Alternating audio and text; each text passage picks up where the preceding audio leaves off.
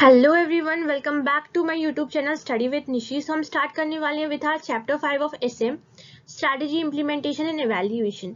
तो हम will start with one of the most important topic, that is strategy, formulation and implementation. अब देखिए, formulation क्या है। फॉर्मुलेशन बात करता है कि हमें एक्चुअली डिसीजंस क्या लेनी है, वही इम्प्लीमेंटेशन बात करता है कि एक्शन क्या करनी है। हम स्टार्ट करेंगे with the example of Starbuck. अब स्टारबक का फॉर्मुलेशन क्या है, स्टारबक की डिसीजन मेकिंग कहाँ आती है। देखिए, स्टारबक को क्या करना था, जो उनकी कॉफी की क्वालिटी थी उसे इम्प्रूव करना था, बेटर क्वालिटी करनी थी।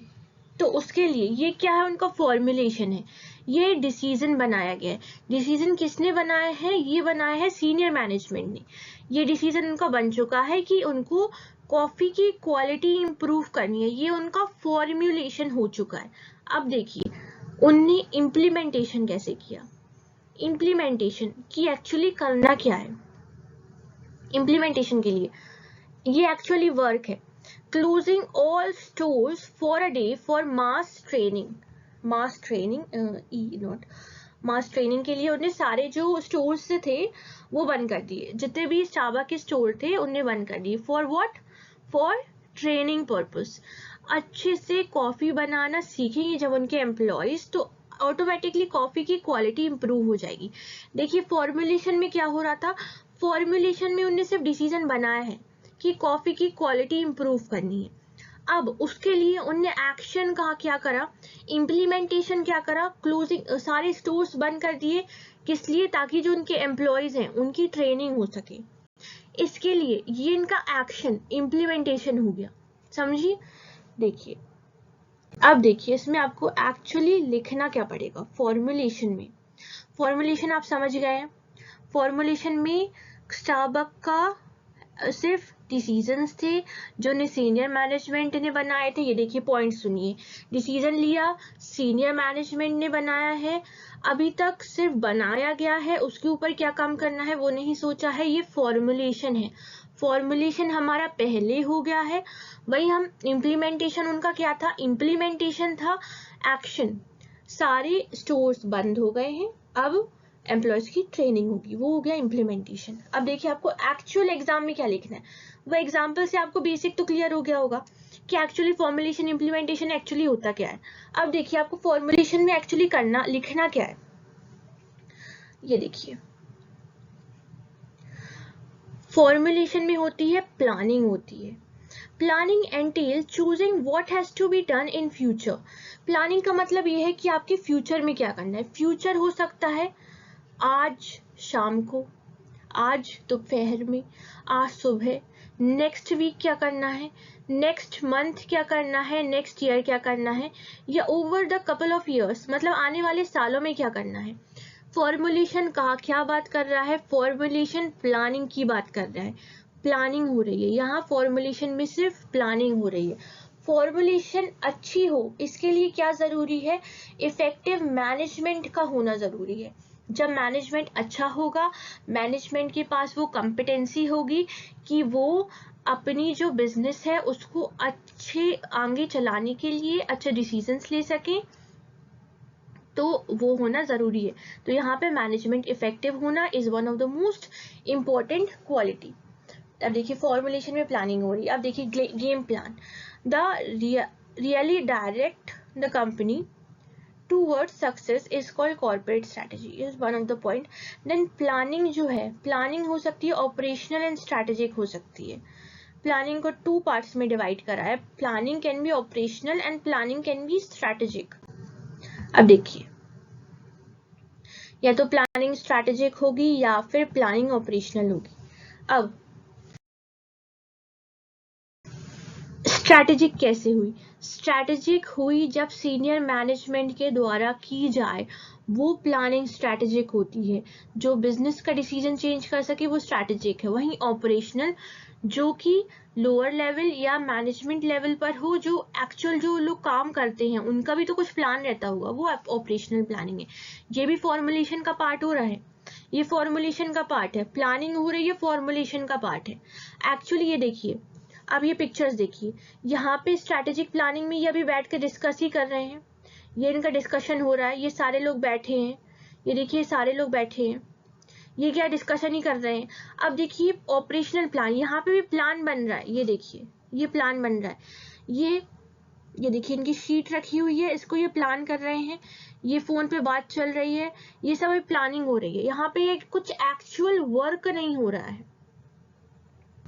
अब देखिए, अब स्ट्रैटेजिक प्लान अगर एग्जाम में आ जाता है तो उसके में आपको क्या लिखना है, सीनियर मैनेजमेंट डेवलप।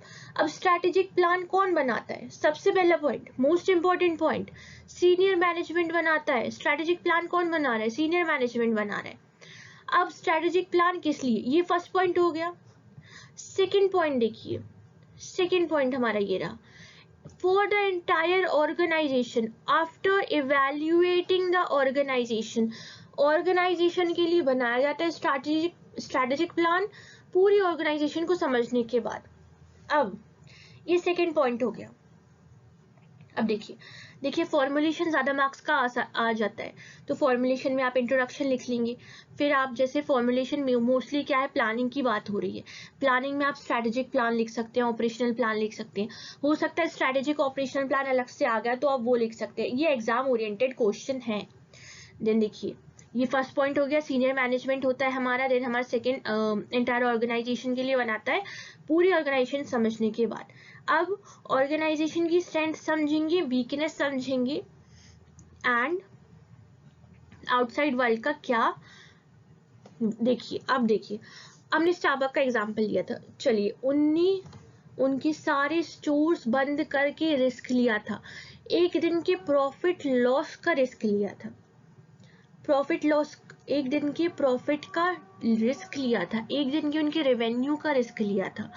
क्यों लिया था, ताकि जो उनकी वीकनेस है, उनकी जो अच्छी क्वालिटी की अगर कॉफी नहीं थी तो उसको इम्प्रूव करने के लिए, अपनी स्ट्रेंथ बढ़ाने के लिए उनने ये रिस्क लिया था।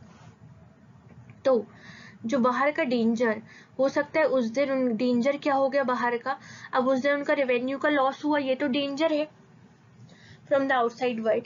तो ये सब समझने के बाद जब फॉर्मुलेशन किया जाता है, आपकी स्ट्रेंथ समझिए, वीकनेस समझिए, एंड और एक और point, they involve gathering and allocating resources in order to achieve organizational goal, involve gathering and allocating in order to achieve। अब देखिए प्लान में हमने सीनियर मैनेजमेंट ने प्लान बना लिया, ऑर्गेनाइजेशन को समझ के बना ली। देखिए आप लिंक कीजिए, एक एक पॉइंट को लिंक करेंगे ना तो बहुत इजी से हो जाएगा। स्ट्रैटेजिक प्लान बनाया, किसने बनाया, सीनियर मैनेजमेंट ने बनाया, किस लिए बनाया, पूरी ऑर्गेनाइजेशन को बनाया, ऑर्गेनाइजेशन के लिए बनाया, ऑर्गेनाइजेशन के लिए बनाया, पूरी ऑर्गेनाइजेशन को समझ के बनाया, पूरी ऑर्गेनाइजेशन के स्ट्रेंथ एंड वीकनेस को समझ के बनाया। देन फिर क्या करते हैं, रिसोर्स का एलोकेशन करना, किस लिए, ताकि ऑर्गेनाइजेशन के गोल अचीव हो सके। Now let's see the operational plan, operational plan but the operational plan on the other hand. अब स्ट्रैटेजिक प्लान कौन बना रहा था, सीनियर मैनेजमेंट बना रहे थे, ऑपरेशनल प्लान कौन बनाएगा, middle and lower level of management बनाएंगे, जो ऑपरेशन एक्चुअली कर रहे हैं वो बनाएंगे, middle and lower level of management. They provide specific and how the resources are to be used effectively to achieve the goal। देखिए उनने क्या करा था, स्ट्रैटेजिक प्लान सीनियर मैनेजमेंट बना रहा था, उनने क्या करा था, सिर्फ एलोकेशन करा था। यहाँ पे ऑपरेशनल प्लान में वो एक्चुअली वो रिसोर्सेज का क्या करेंगे, यूटिलाइजेशन करेंगे, इफेक्टिव यूटिलाइजेशन करेंगे, ताकि वो उनके गोल को अचीव कर पाए।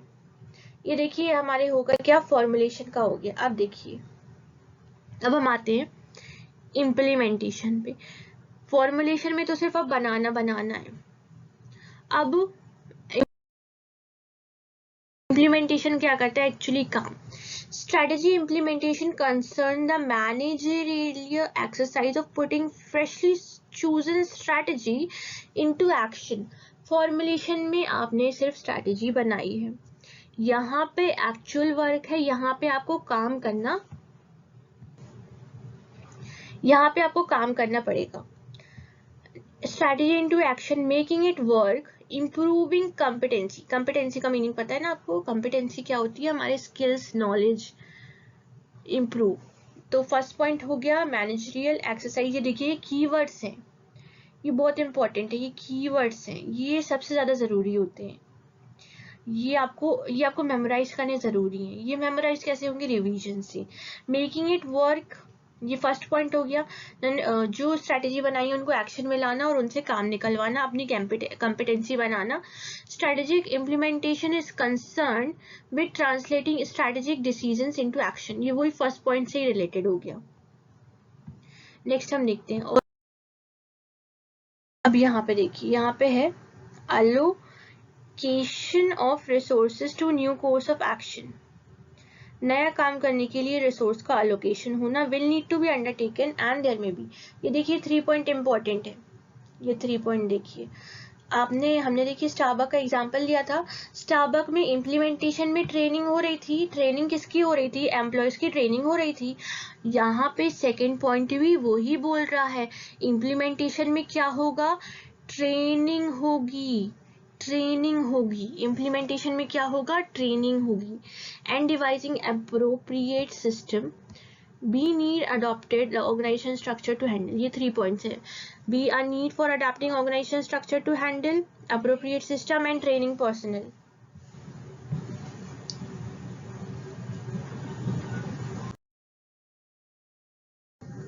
अब देखिए, हम देखेंगे फॉर्मुलेशन और इम्प्लीमेंटेशन में डिफरेंसेस क्या होते हैं। फॉर्मुलेशन और इम्प्लीमेंटेशन, ये यहाँ से और आपका दोनों के डिफरेंसेस देखेंगे। इससे आपको और अच्छे से कॉन्सेप्ट क्लैरिटी हो जाएगी। हमने एग्जांपल्स देखा, हमने फिर दोनों का सिंगल करके मीनिंग देखा। अब हम दोनों का डिफरेंसेस देखते हैं तो और अच्छे से क्लियर हो जाएगा। देखिए, स्ट्रेटजी फॉर्मुलेशन किसकी बात कर रहा है? डिसीजन मेकिंग की बात कर रहा है। Developing organisation strategic goals and plan, यहाँ पे डिसीजन बनाया जा रहा है। अब यहाँ पे क्या हो रहा है? Strategy implementation involves all those mean related to executing strategic plan. वहां पे बनाया है, यहाँ पे काम करना है। In short, strategy formulation is placing the force before the action. यहाँ पे कुछ करने से पहले डिस्कशन हो रहा है। यहाँ पे मैनेजिंग फोर्स, यहाँ पे फोर्स प्लेस हो रही है, यहाँ पे managing force during the action. अब यहाँ पे देखिए, entrepreneur activity based on strategic decision and it is an administrative task based on strategic and operational decisions।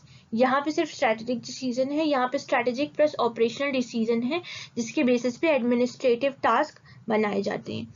Strategy formulation होना इफेक्टिव है, फॉर्मुलेशन इफेक्टिव हो और इम्प्लीमेंटेशन में क्या हो? एफिशिएंसी हो। Then next reference